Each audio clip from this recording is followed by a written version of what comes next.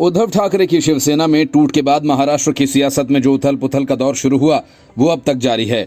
उद्धव ठाकरे के बाद शरद पवार की एनसीपी टूटी, अब बारी कांग्रेस की है, जिसमें टूट की नींव उसी दिन पड़ गई थी जब एकनाथ शिंदे सरकार में विश्वास समर्थन के मौके पर कांग्रेस के करीब 1 दर्जन विधायक सदन में आए ही नहीं।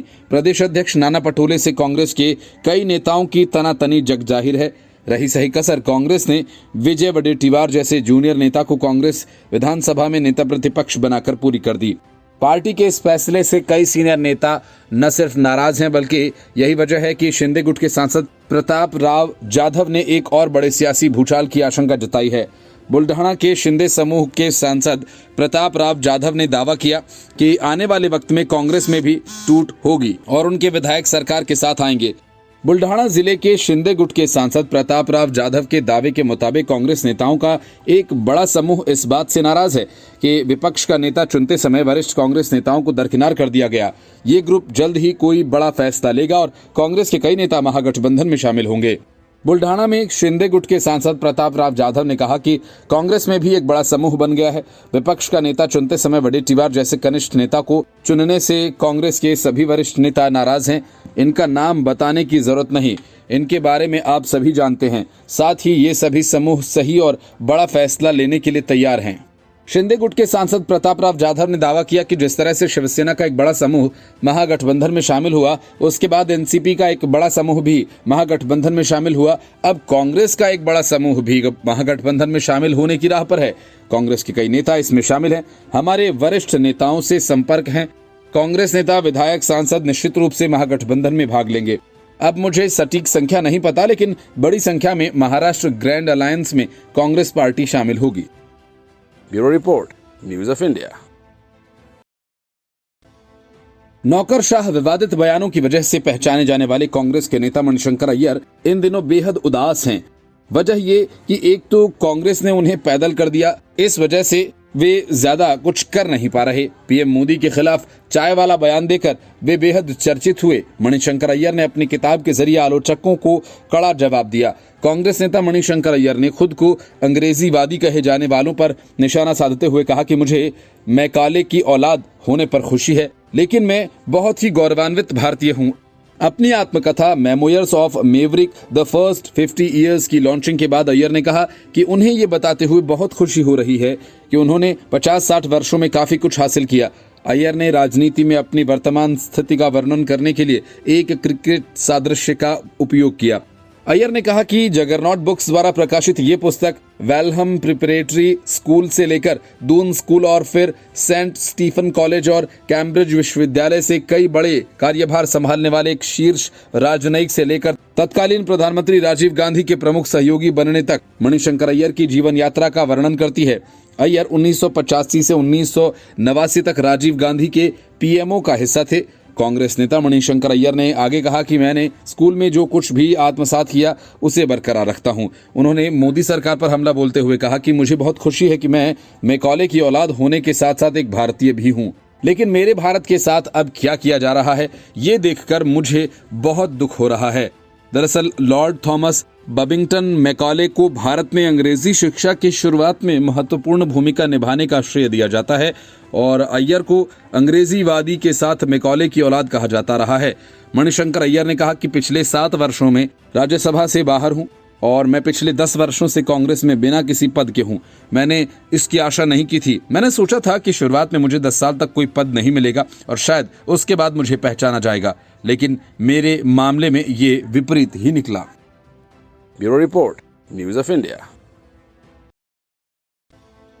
दिल्ली सरकार की महिला एवं बाल विकास विभाग के एक वरिष्ठ अधिकारी को नाबालिग से बलात्कार के आरोप में गिरफ्तार किए जाने के बाद भी अरविंद केजरीवाल सरकार की मुश्किलें खत्म नहीं हुई हैं। बीजेपी ने इस मामले में कैलाश गहलोत, आतिशी मारलेना और स्वाति मालीवाल को घेरा है। बीजेपी की बांसुरी स्वराज ने इस मामले में परिवहन मंत्री कैलाश गहलोत से इस्तीफे की मांग की। बीजेपी नेता इस बात का भी आरोप लगा रहे हैं कि केजरीवाल सरकार के एक मंत्री की मांग पर बलात्कारी अधिकारी को महिला एवं बाल विकास विभाग में उसका ओएसडी नियुक्त किया गया था। बीजेपी नेता का यह दावा है कि जब कैलाश गहलोत विभाग का नेतृत्व कर रहे थे तो आरोपी उनके ओएसडी के रूप में काम करता था। इस मामले में मंत्री कैलाश गहलोत ने अभी तक कोई प्रतिक्रिया नहीं दी है। दिल्ली भारतीय जनता पार्टी के अध्यक्ष वीरेंद्र सचदेवा ने एक ट्वीट में कहा कि नाबालिग से बलात्कार का आरोपी अधिकारी महिला एवं बाल विकास विभाग यानी WCD विभाग के तत्कालीन मंत्री और OSD के रूप में कार्यरत था। वो केजरीवाल प्रशासन के पसंदीदा लोगों में से एक था और उसका चयन किया गया था। अरविंद केजरीवाल सरकार को इस मामले में जवाब देना होगा। दिल्ली बीजेपी के मंत्री बांसुरी स्वराज ने परिवहन मंत्री कैलाश गहलोत पर गंभीर आरोप लगाए। उन्होंने कहा कि मेरे पास एक दस्तावेज है जिससे साफ है कि 23 मार्च 2022 में मंत्री कैलाश गहलोत ने कहा था कि आरोपी अधिकारी को उनका OSD नियुक्त किया जाए। आरोपी अफसर गहलोत के पसंदीदा अफसर थे। उनकी चॉइस और मांग पर भी आरोपी अधिकारी को उनका OSD नियुक्त किया गया। उन्होंने कहा कि मंत्री गहलोत ने दरिंदे अफसर को लंबे समय तक अपना संरक्षण दिया। इस मामले में FIR 13 अगस्त को दर्ज की गई थी। दिल्ली सरकार ने अभी तक आरोपी अधिकारी के खिलाफ सख्त कार्रवाई और मंत्री के इस्तीफे की मांग की है। असल में 14 वर्षीय लड़की के पिता की मृत्यु के बाद अधिकारी और उसकी पत्नी उसे लेकर अपने घर आ गए। राष्ट्रीय बाल अधिकार संरक्षण आयोग के अध्यक्ष प्रियांक कानूनगो ने कहा कि सुप्रीम कोर्ट के आदेश के बावजूद अनाथ बच्ची के डिटेल स्वराज पोर्टल पर अपलोड नहीं किए गए, यानी दिल्ली सरकार ने इस मामले में गलती की। उन्होंने चर्चा का किरदार भी इस पूरे प्रकरण में संदिग्ध माना। बलात्कार की ये घटनाएं नवंबर 2020 से लेकर जनवरी 2021 तक चली। पीड़िता अब 17 साल की है और 12वीं की छात्रा है। दिल्ली भाजपा के प्रभारी विजयंत जय पांडा ने ट्वीट करते हुए लिखा कि अब सामने आ गया है कि जिस अधिकारी को दोस्त की बेटी के साथ बलात्कार के मामले में गिरफ्तार किया गया वो केजरीवाल सरकार का पसंदीदा था, इतना फेवरेट कि उसे महिला एवं बाल विकास मंत्री के OSD के पद के लिए खास तौर पर चुना गया था। इसलिए अत्याचारी आम आदमी पार्टी से जुड़े ये लोग जो खुद को नैतिक रूप से श्रेष्ठ होने का दिखावा करते हैं, उन्हें शर्म आनी चाहिए। साथ ही उन्होंने इस आदेश के लिए जारी पत्र की तस्वीर भी शेयर की। दिल्ली भाजपा के स्टेट सेक्रेटरी बांसुरी स्वराज ने भी इस मामले को लेकर केजरीवाल पर हमला बोला। उन्होंने इसे बहुत ही घिनौनी और शर्मनाक हरकत बताया। Bureau report, news of India. विपक्ष की राजनीति में राष्ट्रीय स्तर पर बड़ी हैसियत की तलाश कर रहे नीतीश कुमार के सारे सपने लालू यादव ने तोड़ दिए। विपक्षी गठबंधन के संयोजक बनने की उम्मीद पाले बैठे नीतीश कुमार के लिए ये बड़े झटके की तरह है। लालू यादव ने साफ कहा कि गठबंधन में संयोजक होंगे, लेकिन एक नहीं और न ही हर राज्य के लिए। उन्होंने कहा कि कुछ राज्यों के लिए एक संयोजक चुना जाएगा, वैसे ही दूसरे राज्यों के समूह के लिए अलग संयोजक होगा। मतलब कि नीतीश कुमार के हिस्से ज्यादा से ज्यादा बिहार और झारखंड जैसा राज्य आ पाएगा। यूपी में JDU की कोई हैसियत नहीं है और न ही नीतीश कुमार की, इसलिए माना जा रहा है कि यूपी को दूसरे राज्यों के साथ जोड़कर दूसरा संयोजक चुना जाएगा। इस सारे संयोजकों के ऊपर एक गठबंधन का अध्यक्ष होगा, जिस पर सबसे बड़ी पार्टी होने के नाते कांग्रेस का दावा है। लालू यादव के इस बयान के बाद नीतीश कुमार के समर्थकों ने एक बार फिर से PM पद के लिए नीतीश कुमार की दावेदारी की आवाज उठाना तेज कर दिया। नीतीश कुमार की दावेदारी के बाद विपक्षी गठबंधन में PM उम्मीदवार को लेकर दरार बढ़ने के आसार दिखने लगे हैं। मुंबई बैठक में इस बात को लेकर तनातनी हो सकती है, क्योंकि ममता बनर्जी पहले ही इसके लिए अपना दावा ठोक चुकी हैं। अब नीतीश कुमार भी PM फेस के लिए दावेदार बन गए हैं। नीतीश सरकार के मंत्री जमा खान ने नीतीश का नाम प्रधानमंत्री पद के लिए आगे कर दिया।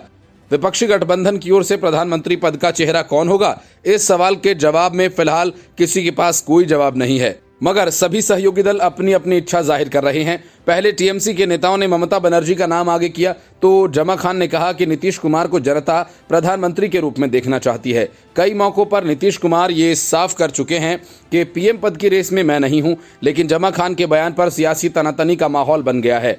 कांग्रेस नेता PL पुनिया ने साफ शब्दों में कहा कि प्रधानमंत्री पद के लिए चुनाव के बाद चर्चा होगी। यहां यह समझना जरूरी है मुंबई में बैठक से पहले JDU की ओर से की गई इस बयानबाजी के क्या मायने हैं। नीतीश कुमार को लेकर ऐसा कहा जा रहा है कि वो प्रेशर पॉलिटिक्स की हर तौर तरीके से वाकिफ हैं, अपनी सियासी चाल से खुद को मजबूत करना बखूबी जानते हैं। ऐसे में उनके नेताओं के बयान के कई सारे मायने हैं। माना जा रहा है कि अगली विपक्षी बैठक में सीटों पर चर्चा हो सकती है। ऐसे में नीतीश ये दबाव बनाने की कोशिश करेंगे कि उनके खाते में ज्यादा से ज्यादा सीटें आएं। भाजपा के कई दिग्गजों ने यह दावा किया है कि वे विपक्ष के गठबंधन में कोई दम नहीं देख रहे। वक्त के साथ सभी पार्टियां बिखर जाएंगी, ऐसे आसार नजर भी आ रहे हैं। विपक्षी एकता के दावे की पोल अपने आप खुल रही है। हाल ही में केजरीवाल ने छत्तीसगढ़ में कांग्रेस के खिलाफ मोर्चा खोल दिया है। Bureau report, news of India.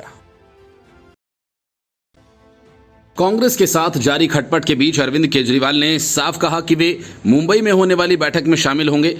उन्होंने कहा कि मैं बैठक में शामिल होने जा रहा हूं, चर्चा करूंगा और जो वहां होगा वो बात मीडिया में बताया जाएगी। इन दिनों कांग्रेस के साथ आम आदमी पार्टी की अदावत फिर से तीखी हो गई है। संदीप दीक्षित से लेकर अलका लांबा तक के बयान ने दोनों पार्टियों के रिश्तों में कड़वाहट पैदा कर दी है। लेकिन केजरीवाल ने पलटकर छत्तीसगढ़ की कांग्रेसी सरकार के खिलाफ तीखे हमले किए। आम आदमी पार्टी छत्तीसगढ़, राजस्थान और मध्य प्रदेश की सभी सीटों पर चुनाव लड़ने जा रही है। इनमें से 2 राज्यों में कांग्रेस की ही सरकार है। जाहिर है कि केजरीवाल चुनाव प्रचार के दौरान बघेल और गहलोत पर जमकर तीर चलाएंगे। आम आदमी पार्टी और कांग्रेस के बीच आपसी तनातनी के बीच इस बात के कयास लगाए जा रहे थे कि अरविंद केजरीवाल की पार्टी गठबंधन की अलग बैठक से दूरी बना सकती है। मुख्यमंत्री अरविंद केजरीवाल ने दिल्ली में एक इवेंट के दौरान कहा कि हम मुंबई जाएंगे, उस मीटिंग के परिणामों के बारे में आपको जानकारी दी जाएगी। 1 सप्ताह पहले कांग्रेस के नेता के द्वारा ये बयान दिया गया था कि वो दिल्ली की सभी 7 लोकसभा सीटों पर अगले साल आम चुनावों के दौरान अपनी मजबूत दावेदारी पेश करेंगे। आम आदमी पार्टी की तरफ से इसका विरोध किया गया था। साथ ही ये धमकी भी दी गई थी कि वो गठबंधन की मुंबई बैठक का बहिष्कार करेंगे। मामले की गंभीरता को देखते हुए कांग्रेस पार्टी ने अपने प्रवक्ताओं के बयान से किनारा कर लिया था और ये कोई पहला मौका नहीं है जब कांग्रेस और आप के बीच इस तरह की तकरार देखने को मिली। इससे पहले भी अरविंद केजरीवाल का बयान सामने आया था कि अगर दिल्ली सेवा बिल के मुद्दे पर कांग्रेस ने संसद में उनका साथ नहीं दिया तो वो गठबंधन को छोड़ देंगे। केजरीवाल के बयान के बाद कांग्रेस पार्टी की तरफ से दिल्ली सेवा बिल पर समर्थन का औपचारिक ऐलान किया गया था। हालांकि इसके बावजूद केंद्र सरकार इस बिल को लोकसभा और राज्यसभा में पास करने में सफल रही थी। Bureau report, news of India. अब तक ईडी और सीबीआई से सांप सीढ़ी का खेल कर रही ममता और अभिषेक बनर्जी को सुप्रीम कोर्ट ने तगड़ा झटका दे दिया। पश्चिम बंगाल सरकार ने अभिषेक बनर्जी को ईडी और सीबीआई द्वारा की जा रही जांच में राहत देने के लिए सुप्रीम कोर्ट में याचिका डाल दी थी, लेकिन सुप्रीम कोर्ट ने सरकार की इस याचिका को ही खारिज कर दिया। पश्चिम बंगाल सरकार ने कलकत्ता हाईकोर्ट के उस आदेश के खिलाफ सुप्रीम कोर्ट में अर्जी दाखिल की थी जिसमें शिक्षक भर्ती घोटाला मामले में अभिषेक बनर्जी के खिलाफ ईडी और सीबीआई की जांच में अंतरिम राहत देने से इनकार कर दिया गया था। सुप्रीम कोर्ट ने पश्चिम बंगाल सरकार की याचिका खारिज करते हुए कहा कि राज्य के टीचर भर्ती घोटाला और निगम भर्ती घोटाले के तार भी आपस में जुड़े हुए हैं। शिक्षक भर्ती घोटाला को लेकर दोनों केंद्रीय एजेंसीज ईडी और सीबीआई अभिषेक बनर्जी से पूछताछ करना चाहती हैं, लेकिन पश्चिम बंगाल सरकार मामले को लेकर कलकत्ता हाईकोर्ट चली गई थी, जहां उनकी मांग को खारिज कर दिया गया। इसके बाद ममता सरकार ने हाईकोर्ट के फैसले को चुनौती देते हुए सुप्रीम कोर्ट में याचिका दाखिल की, लेकिन उन्हें यहां भी निराशा हाथ लगी कि बंगाल के शिक्षा मंत्री रहे पार्थ चटर्जी के समय स्कूल सेवा आयोग ने शिक्षकों की भर्तियां निकाली थी, जिसकी भर्ती प्रक्रिया में बड़ी मात्रा में गड़बड़ी होने का आरोप लगाया गया था। पैसे लेकर नियुक्ति पत्र बांटने के आरोप भी लगे थे।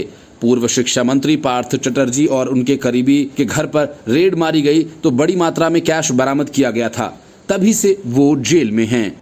अब इसी मामले में दोनों केंद्रीय एजेंसीज बंगाल के सरकारी स्कूल्स में शिक्षण और गैर शिक्षण कर्मचारियों की भर्ती में अनियमितताओं को लेकर ईडी और सीबीआई अभिषेक बनर्जी की भूमिका की जांच कर रही हैं, क्योंकि ईडी और सीबीआई दोनों ही के द्वारा ये कहा जा रहा है कि राज्य की टीचर भर्ती घोटाला और निगम भर्ती घोटाले के तार भी आपस में जुड़े हुए हैं। Bureau report, news of India. Chhattisgarh और मध्य प्रदेश में बीजेपी ने कुछ ही सीटों पर उम्मीदवारों के नाम का ऐलान किया, लेकिन भारत राष्ट्र समिति यानी बीआरएस के अध्यक्ष और मुख्यमंत्री के चंद्रशेखर राव ने आगामी तेलंगाना विधानसभा चुनाव के लिए 119 में से 115 सीटों के लिए उम्मीदवारों की सूची की घोषणा की। इस दौरान केसीआर ने एनसीपी और कांग्रेस दोनों ही पर निशाना साधा और बीजेपी पर हमला करने से बचते दिखे। केसीआर ने शरद पवार को पागल तक कह डाला। अब उनके इस बयान को लेकर सियासत शुरू हो गई है। केसीआर ने कहा कि वो एनसीपी और कांग्रेस दोनों ही को पागल समझते हैं। उन्होंने कहा कि कोई कुछ भी कहे, शरद पवार महाराष्ट्र में कांग्रेस के साथ गठबंधन में थे। जब मैं महाराष्ट्र गया तो शरद पवार मुझे बीजेपी की टीम कहने लगे और 15 दिन के अंदर वे सीधा बीजेपी सरकार में घुस गए। ऐसे लोगों को हम क्या कहेंगे? पागल। मुख्यमंत्री के चंद्रशेखर राव ने कहा और चेतावनी दी कि अगर कांग्रेस सत्ता में आई तो दलाल राज वापस आ जाएगा, क्योंकि उन्होंने धरणी भूमि प्रबंधन प्रणाली को समाप्त करने का वादा किया है। उन्होंने कहा कि कांग्रेस ने 50 वर्षों में रायथू बंधु, रायथू बीमा, कल्याण लक्ष्मी और अन्य कल्याणकारी योजनाओं के बारे में क्यों नहीं सोचा। बीसी समुदाय के प्रत्येक पात्र लाभार्थी को 1 लाख रुपए का वित्तीय अनुदान मिलेगा। शेष फसल ऋण माफी और रायथू बंधु अनुदान जल्द ही जारी किए जाएंगे। मेरा विश्वास कीजिए, बीआरएस एक बड़े जनादेश के साथ सत्ता में वापस आने के लिए पूरी तरह तैयार है। मुख्यमंत्री ने कांग्रेस और भाजपा दोनों पर गांव में 24 घंटे मुफ्त बिजली देने के लिए हमला किया, लेकिन उनका भाषण लोगों को कांग्रेस के वादों के झांसे में न आने के लिए आगाह करने पर केंद्रित था। उन्होंने आगाह किया कि कांग्रेस आपको केवल 3 घंटे बिजली देगी और भाजपा कृषि मोटर पर मीटर लगाने पर जोर दे रही है। मुख्यमंत्री ने सूर्यापेट जिले में नगर पालिका के लिए 50 करोड़ रुपए, शेष 4 नगर पालिकाओं के लिए 25 करोड़ रुपए, 475 पंचायतों के लिए 10 लाख रुपए, एक नए पॉलिटेक्निक महिला कॉलेज भवन, खेल स्टेडियम, खेल स्कूल, R&B गेस्ट हाउस भवन और सड़कों के विकास का भी वादा किया। उन्होंने लोगों से पूर्ववर्ती नलगोंडा जिले की 12 विधानसभा सीटों पर बीआरएस की जीत सुनिश्चित करने की अपील की। बीआरएस सरकार द्वारा 2016 के रुपए के मुकाबले कांग्रेस द्वारा 4,000 रुपए पेंशन देने के वादे का जिक्र करते हुए केसीआर ने कहा कि कांग्रेस शासित छत्तीसगढ़, राजस्थान और कर्नाटक में ऐसी कोई पेंशन योजना नहीं है। अलग अलग राज्यों में पेंशन पर एक पार्टी की अलग अलग नीतियां कैसे हो सकती हैं? अविभाजित आंध्र प्रदेश में कांग्रेस सरकार पेंशन के रूप में केवल 200 रुपए देगी। बीआरएस पेंशन राशि भी बढ़ाई जाएगी और जल्द ही इसकी घोषणा की जाएगी। Bureau report, news of India. Congress में बयान देकर विवाद पैदा करने में माहिर नेताओं की कोई कमी नहीं। सबसे बड़े बयानवीर तो राहुल गांधी हैं, जो अपने बयानों की वजह से हमेशा विवादों में ही रहते हैं। अब कांग्रेस के वरिष्ठ नेता अजीज कुरैशी ने अपने बयान से ऐसा विवाद खड़ा कर दिया जिससे अंजाम कांग्रेस को भुगतना पड़ रहा है। कुरैशी ने अपने बयान से सामाजिक विद्वेष को बढ़ावा देने और मुसलमानों को भड़काने की कोशिश के साथ साथ राहुल और प्रियंका के चुनावी हिंदुत्व को लेकर भी निशाना साधा। सारी सीमाएं लांघते हुए अजीज कुरैशी ने मुसलमानों को तलवार निकालकर लड़ने तक का सुझाव दे डाला। सार्वजनिक मंच पर माइक के सामने बैठकर कुरैशी ने कहा कि देश में 22 करोड़ मुसलमान हैं और इनमें से अगर 1-2 करोड़ मर भी जाएं तो हर्ज नहीं। विधायक, मध्य प्रदेश के मंत्री, सांसद, केंद्र में ओहदा और 3 राज्यों के राज्यपाल रह चुके कुरैशी ने राहुल गांधी और प्रियंका गांधी पर भी अपनी भड़ास निकाली।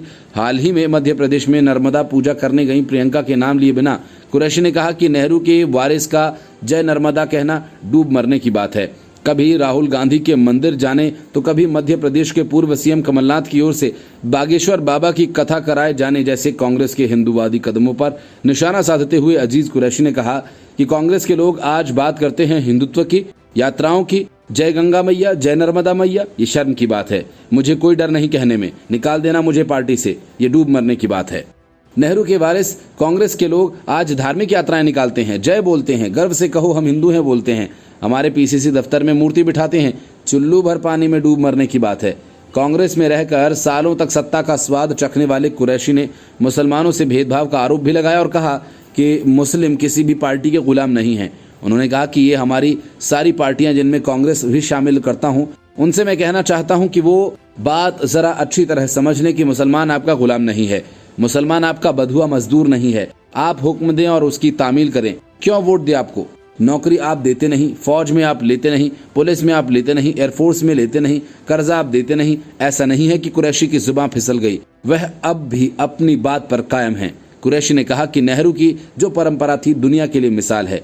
आज उनके परिवार का यदि कोई वारिस जनेऊ दिखाएगा और कहेगा कि मैं पक्का हिंदू हूं, ये हमारा वोट है, यदि उनकी परपोती जय नर्मदा मैया कहे तो मुझे ऐतराज है। उन्होंने कहा कि कोई भी राजनीतिक कार्यक्रम गरीब, मजदूर, किसान के नाम पर हो, एक सम्मान अधिकार हो। उन्होंने पीसीसी दफ्तर में मूर्ति लगाए जाने पर भी आपत्ति जाहिर की। Bureau report, news of India.